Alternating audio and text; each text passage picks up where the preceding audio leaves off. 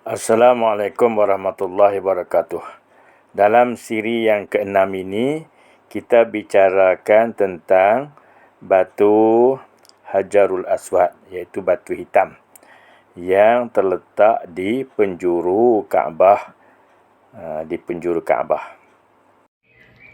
Hajar al-Aswad. Hajar, batu. Aswad, hitam. Batu hitam. Jadi berada di penjuru Kaabah selepas penjuru ataupun rukun Yamani. Jadi tuan-tuan dan puan-puan yang dihormati sekalian, Hajar Aswad ni ialah satu batu yang diletakkan oleh Nabi Ibrahim alaihissalam. Ketika Nabi Ibrahim dan Nabi Ismail alaihissalam selesai membina Kaabah, Nabi Ibrahim berkata pada Nabi Ismail, pergilah cari batu. Lebih kurang macam itulah, pergilah cari batu, kita buat tanda untuk orang tawaf, permulaan tawaf. Nabi Ismail pun pergilah cari. Pada masa itu, Jibril alaihissalam, malaikat Jibril, bawa batu iaitu Hajar Aswad dan bagi kepada Nabi Ibrahim. Nabi Ibrahim pun ambillah batu tu dan meletakkan di penjuru Kaabah. Bila Nabi Ismail balik tengok, dah ada arah batu. Ambil daripada mana? Dia kata daripada Allah Subhanahu Wa Taala. Maksudnya Jibril bawa mai tu atas perintah Allah Subhanahu Wa Taala. Baik, kemudian pada tahun 591 Masihi, kaum Quraisy membaiki Kaabah.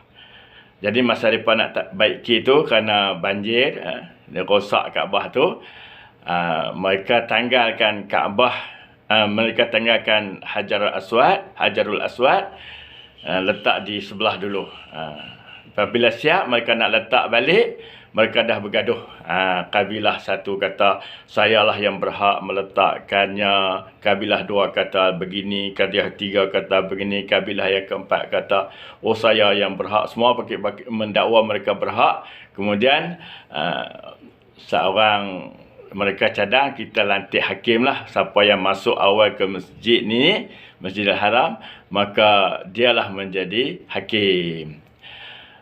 Kemudian pagi esok tu, sebelum subuh tu, di waktu sahur tu, Rasulullah masuk, Nabi masa tu belum lagi dilantik jadi Nabi, umur lebih kurang 31-32 tahun. Masa tu mereka pun terus lantik Nabi, dan Nabi ni Al-Amin dan mereka sangat menghormati Nabi. Maka mereka pun lantik jadi hakim dan Rasulullah pun mengambil Hajarul Aswad, letak atas serban dia. Kemudian dia suruh ketua-ketua kabilah angkat serban tu ramai-ramai.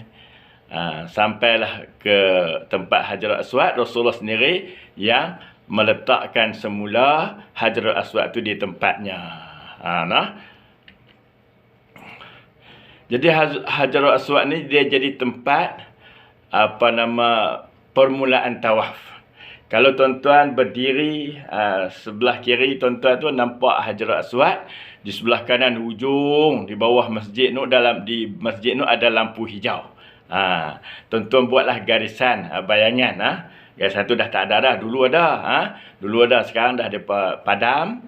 Jadi tuan-tuan berdiri di situ, tuan-tuan niatlah kalau tawaf sunat, sengaja aku tawaf sunat kerana Allah Ta'ala, maka tawaflah keliling 7 keliling, 7 keliling Kaabah tu. Jadi di sana ada lampu, di sana ada lampu. Jadi lampu tu lampu hijau, boleh agak lah. Ya.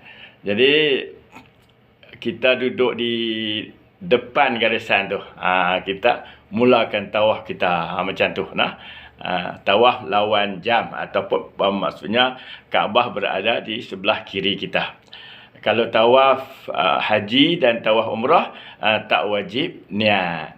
Tapi kalau nak niat tidak mengapa. Kita tengok macam ni. Saya buat rajah ni. Kita tengok daripada atas. Hajarul Aswad, lampu hijau belah sana, kita buat garisan. Bayangan tu kita duduk sebelum garisan itu. Kan. Jadi kita pun tawaf. Bila tawaf, buat 7 keliling. Baru selesai. Apabila dah selesai, dah hujung, dah yang ketujuh tu, kita berada di sebelum garisan tu, kita kena lajak sikit daripada garisan tu. Barulah selesai. Kalau tidak, tak selesai. Tak sempurna tawaf. Bila di situ lah. Jadi kita duduk macam ni, kita tengok macam ni. Kita lajak sikit. Lajak sikit tempat tawaf tu. Kemudian kita keluar. Bila kita keluar, kita teruskan. Bukan tawaf lah, kita keluar. Ikut Haji Ismail. Jangan lawan arus.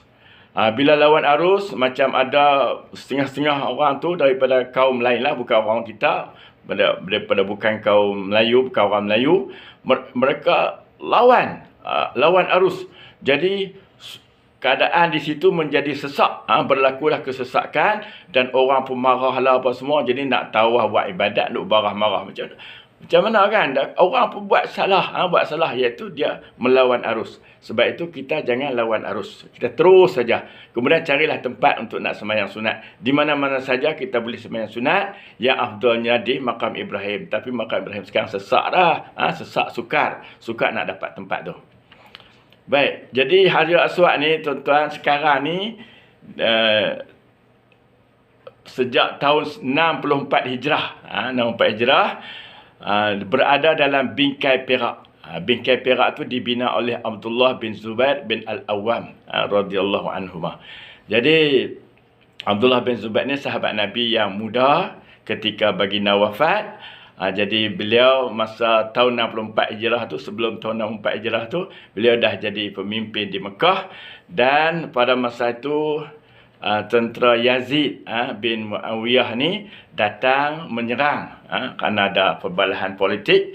Maka diserang, maka rosaklah Kaabah tu dan juga batu Hajarul Aswad itu rosak dan pecah 3. Maka apabila selesai perang, kerana Yazid mati, tentera Yazid pun balik ke Damsyik. Di sini Abdullah bin Zubair radhiyallahu anhuma dia buat dia ikat dengan perak. Jadi kita nampaklah macam kita duk tengok dalam Merlit di sebelah tu, itu bingkai perak. Jadi macam ni. Tahun 64 Hijrah. Jadi batu pada masa tu dah pecah 3. Jadi dilekatkan pada batu yang lain lah, simen macam itulah, dilekatkan dan dibuatnya bingkai kan. Jadi bingkai perak.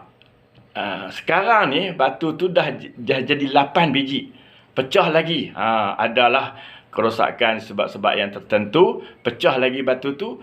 Jadi batu tu dilekatkan di batu yang lain. Di batu yang lain. Jadi tuan-tuan, hukum mengucup Hajarul Aswad ni sunat. Jadi walaupun sunat, kita usahalah untuk mengucupnya. Nak kucup. Sebab apa? Rasulullah mengucup Hajarul Aswad. Dan Hajarul Aswad pun ada satu ni je dalam dunia ni, iaitu di Kaabah di Mekah. Kita nak pergi pun kena belanja beribu-ribu. Sukar kita nak pergi. Jadi kita berusahalah untuk kucup. Apabila kita nak kucup, tuan-tuan, perempuan, muka kita tu suar masuk ke dalam, lengkung tu masuk ke dalam supaya kena batu tu. Baru nama kucup. Kalau tidak duk kena hak simen sebelah dia tu, hak tu bukan Hajarul Aswad. Jadi Hajarul Aswad tu saya buat rajah macam ni, lebih kurang bukan tepat, lebih kurang yang saya ambil daripada kitab tentang Kaabah. Jadi lebih kurang macam itulah. Kalau tuan-tuan nak cari dalam Google pun, tuan-tuan cari akan nampak macam ni. Macam ni.